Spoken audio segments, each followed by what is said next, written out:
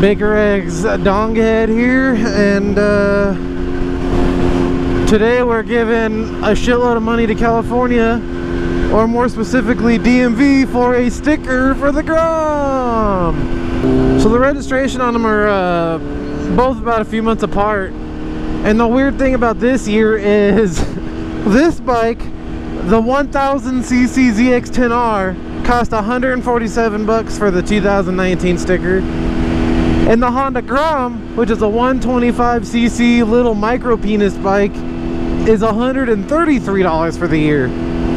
What a drastic differences between the sizes of bikes. So it goes to show it doesn't really matter what the fuck you're riding out here for that shit, you know what I'm saying? But yeah, I gotta go drop 133 smackarooskies on the Honda Grom registration right now, so I thought I'd take you guys along for the ride. I have to go to good old AAA, which has always, so far as I've gone to do this, has been a pleasant transaction. I'm always in there and immediately just go right to the person and it's done. And it's so much better than going through DMV. But I guess a lot of like normal people just mail them in or some shit. I don't know. I guess I'm not normal. But shit, I've been on a fucking mad podcast binge lately. Like where man, the other day, I didn't do shit with myself because it's been like 100 degrees every day and it's just that miserable, disgusting heat. And the other day, I shit you not, I sat all day and watched Tiger Belly. And if you guys don't know what Tiger Belly is, it's Bobby Lee and his girlfriend. Bobby Lee from Mad TV back in the day. And it's him and his girlfriend's podcast. And holy shit, I didn't think something could be so entertaining in a podcast form. And I've been binge watching those, and I think I spent like 10 plus hours in one day just watching their shit. And then I found one of my new favorite comedians, Theo Von. Holy shit, what a funny ass dude. He's one of those guys that, like, you know those people that can just like talk about shit and they're just funny as fuck and they're not even trying, it's just how they talk about things and how they speak. Well, he's one of those guys. And I've been watching him in podcasts lately too. Dude, what the fuck you doing, motherfucker? Over there just inch digging himself. So if you guys haven't watched like Tiger Belly or like any Theo Von shit, check him out. I have a hankering that you guys might like him. He's funny as shit. What's this guy doing? Shut that bike up! What's up, man? Have a good day. I think he's just showing love to people. Hey, I can fuck with that. But man, I was like, I've been watching him, and then Bobby Lee has a brother, and he has a thing called the Stevie Weeby Show. And man, like all these dudes are entertaining as shit, and I've just been in a clusterfuck of watching those lately. So if you guys have been looking for some podcasts to drain your nuts into, holy shit, man, theirs are more than entertaining. Excuse me, please. No excuse. No excuse, miss. No excuse. And I'm sure a lot of you guys know, because it's like one of the most popular ones, is Joe Rogan's podcast. Well, what I like to do is when I find one of these funny guys on a podcast, I'll start looking up their name and other ones, and I found him on Joe Rogan. And the reason I love Joe Rogan, because he talks about all that, you know, infinite space shit and life on other planets, like all his like theories of how things are. I kind of think the exact same way, and I always love watching that. And they were talking about like internet, and Theo Von was talking about how like porn's destroyed his life, because basically, you know, it's gotten to the point where you can just like search anything and beat his meat and have it spread on the toilet seat and have no care in the world and have nothing attached to it. But But like when he gets on actual dates and shit, like it's hard for him to have like emotional connection, like beating cheeks or some bullshit like that. And I thought that was so funny, and it made me think, because I'm right at that age where I lived like the literal first half of my life without internet, and I didn't even get internet. I didn't even have my first computer till I think I was like 17, I want to say. So I didn't even have internet or my own computer till I was 17. So thankfully, you know what, and I'm glad it was like that, because the simple fact of I actually grew up hanging out with my friends, never ever being inside. I was always fucking around, making like jackass movies. I was one of those, we were those dumb kids that imitated Jackass, like literal jackasses. And you know, we did a bunch of dumb shit, playing fucking, kicking soccer balls around and shit, like shooting each other with airsoft guns, running around the neighborhood. You see, I think that kind of shit is how kids should grow up. They should have fun fighting each other and fucking around and playing tag, and, you know, being outside in the fresh air, using their fucking legs, actually getting exercise instead of sitting at home getting them fucking thumb and wrist workouts all day. You know what I'm saying? So I kind of am interested, and only time will tell, to see what kind of future generations are gonna, like, what the future generations are gonna hold in store and how they're gonna be. Because I literally think the internet molds you. Like, it molds your mind, and I ain't gonna lie, being on this YouTube shit for as long as I have, and the years and years of constant, oh, if you were like that by me, I'd kill you, oh, I'm gonna fucking find you and fucking stab you, I'm gonna shoot you, I'm gonna pull my gun out and put a bullet in your head. I get comments like that. I've been having comments like that for years. And ooh, is this triple air here? Oh, yep, I'm right at it. Perfect. That was a way easier way of getting here. Oh, is this guy being nice and giving me room? Gracias. But I can't lie, all these years, like I said, of those comments and just years of hate, but also, you know, obviously there's like 90% more positivity, and that's literally what I give all my love and attention to, is those comments. But now that's just me, like right now, like, you know, at my current age, and dealing with this shit through YouTube. Imagine a child's mind, like, you know, that's probably why you get all those like cringy ass hateful comments on social media and shit all the time, because of that kind of stuff. Because it's kids that literally get an iPhone at the age of 5 and have no parental supervision. They're just talking shit on the internet all day. But hold on, I'm gonna check back in with you guys after I spend this money. Alrighty, got those fucking expensive ass tags. But like I was saying, all that hate over the years on YouTube, it kind of molded my mind into a less like it's hard to like piss me off really with words anymore. I've kind of grown to have fun with like clapbacks and fucking with people, and like, I don't know, it's kind of molded my brain a certain way, is what I'm trying to get at. And it's just from years of consistently doing this YouTube shit, and you know, you get fucking told shit on a daily basis that just molds you a certain way. But I have a feeling the internet and how toxic it is, and how much toxicity there is in the world today, with how shit's fucking going all over the place, you know, all that garbage, it just feels like kids growing up with that shit just thrown in their face. I feel like it's gonna mold their brains a lot more different. Like, they're gonna be a lot differently wired than, say, all of us people pre-internet grew up, how we grew up, kind of deal. You know what I'm saying? So I don't know. I can't even imagine to think about how convenient it would be to have a cell phone that could literally look up any answer while you're in school, and you could cheat on everything. And like, I've never been able to cheat like that. That's crazy.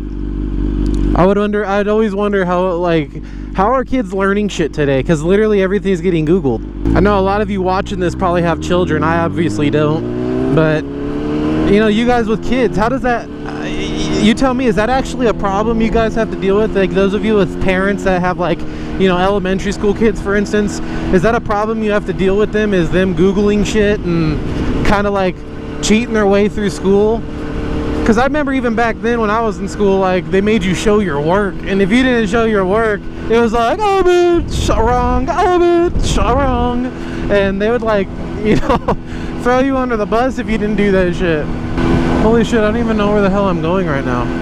Man, my first time having internet and like experiencing it for the first time, I've been through every trial and error. I've had the literal Trojan viruses, and it was all thanks to LimeWire and FrostWire. And if you guys don't know what that is, you're fucking lying. You know, unless you're young, you probably don't know what it is, but man, LimeWire and FrostWire is how you got all the slappers from back in the day, and without paying for them.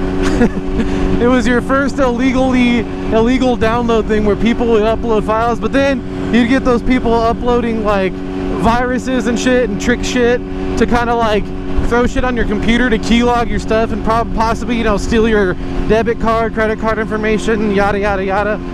So you had to watch out for that shit. But man, LimeWire and FrostWire is one of my earliest memories of the internet, of actually like using it and like thinking like I found like some secret door to a portal that I didn't know existed when I found out, oh my gosh, I can search the name of a song I like and find it on here and just download it and listen to it as much as I want. Holy shit, that was like something cool back then. Oh man, I'm in Redlands all of a sudden. What the fuck? What up, doggy? Fuck up. But it'd be weird using that FrostWire and LimeWire shit though, man, because you'd be searching up like Sad But True Metallica, and then all of a sudden like 10 entries for like midget Swahili cream pie compilations would show up, and you'd be like, whoa, whoa, whoa, easy on that. Ain't trying to see all that. I'm trying to just listen to a little Metallica. Man, looking back, I'm kind of happy I never had like computers and phones in school, because I feel like I'd be a lot more dumb than I already am, especially with like my writing and reading and whatnot. Oh, I don't know. I guess that's one positive thing about cell phones is like, you know, fucking if kids are gonna be like reading shit off their cell phones all the time, I guess it kind of helps them read shit, right? I don't know. I think there's a freeway on ramp right here. And how many of you remember shockwave.com? I think it's actually still a website, but I remember like on school computers, that was a website you can go to like to bypass their little filter, and you could play little online games. And I remember playing some like King of the Hill game and shit back then. Man, that, and then there was one called like Newgrounds.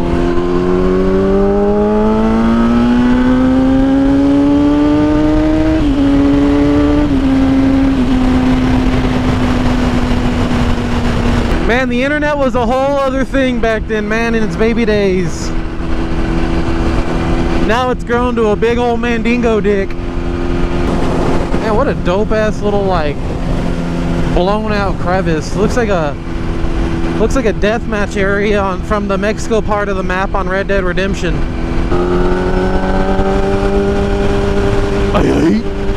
I don't want to get into detail about my first time I discovered there was porn sites too, because when I got my first computer, there was like some lady that lived across the street from my house, and this was back when I lived in Riverside for a few years, and there was a lady across the street having like a yard sale, and I guess she was pissed off at some family members she kicked out, and she was selling all their shit or something.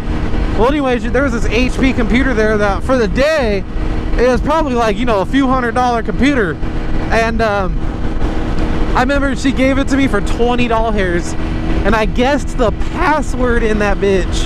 Can you believe that? I literally guessed the login password because there's a little hint, and I remember after I got that password done, the computer worked. My mom was so cool, she got me AT&T internet, and it was like 3 meg down, 3 meg up internet, which was like blazing fast internet back then. I'm sure there's still some people, unfortunately, I have to deal with those speeds still today, but that shit was like magnificent internet. And then I started playing Counter-Strike Source at home and Counter-Strike 1.6, or in the other order. Man, the internet, that's pretty much the day the internet consumed my life, when I bought that $20 hair computer and my mom hooked me up with that internet. And I'll never forget like even ditching school and fucking playing Counter-Strike all day and shit, man. I was literally so addicted to Counter-Strike that it's unnatural. Like to this day, I'll still pop open Source from time to time and play it. I never really got into Global Offensive, but Source, man, I can still play Source today.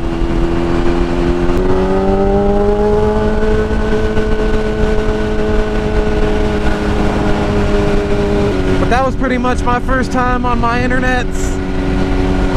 I kind of want to hear your guys' first time. Like those of you that are old enough where you grew up without it and internet became a thing in your lifetime, tell me your stories down below, because there's like so many of us that got introduced to internet in probably so many different ways, and and discovered your fucking Midget Swahili cream pie compilations and all your weird shit. Oh, and how many of you remember that Battlefield Modern Combat game? There was like a console-only Battlefield game, and I remember that was around the time I had that AT&T internet, and that was one of my first time playing that shit, and like, you know, playing online on a console. That was my first experience with that game. I ended up meeting some guy that, like, it was on Xbox back when the gamer tag was its first thing and all that shit. I ended up meeting a guy on there that I had this T-Mobile phone, and it was like an extra one. Like, they accidentally gave me 2 of them for free when my insurance, like, I fucked one up. Insurance sent me 2 of them, and I just, you know, kept it as anyone else would. And through that game, he ended up being local to me, and I met up with him, and I sold him that phone. Like, we literally made a transaction through Battlefield Modern Combat, and we met up in Riverside, and I sold him the phone. And he was one of my Xbox friends I met from a match in Xbox. So, like, you know, experiencing all that kind of cool interaction and shit with people was really dope back then for the first time. You know, nowadays the internet, you don't realize how amazing the internet is, man.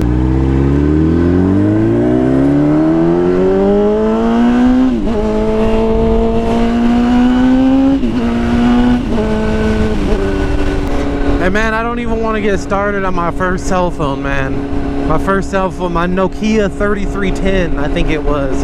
It was that long one that could probably get wrapped up by a Magnum condom and double used as a dildo by the chick willing for the ultimate squirt. But I wanted to share my first little internet story. That podcast kind of ignited the idea into me.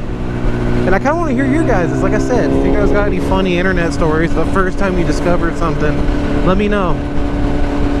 I wouldn't mind laughing my ass off in the comments.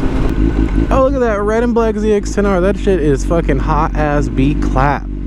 I would take that bike just how it is.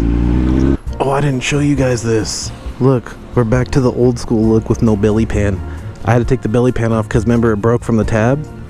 But thanks to Extreme Fairings, we got a little present coming in the near future. Wink, wink. Alright, I think I'm set. Got 2 packs of bacon, some bomb-ass Full Circle orange juice, and this so I can stream tonight and get off of my no stream binge that I've been doing. Get back on the grind. I could eat bacon and eggs and potatoes all day long. But yeah, guys, thanks for tagging along with me, hanging out while I go get my tags. Even though it's just me talking into my camera, it's me loving you guys, making this video. I appreciate you guys all still hanging around and watching a bitch-ass cunt like me. If you want to bust some support ropes, my Patreon's down below. You could sponsor my channel in the pinned comment below. All my stickers for these stickers, fucking my keychain down below. And as always, if you enjoyed the video, don't forget to hit the fuck out of that like button. You guys have a real good day. I'll see you guys later.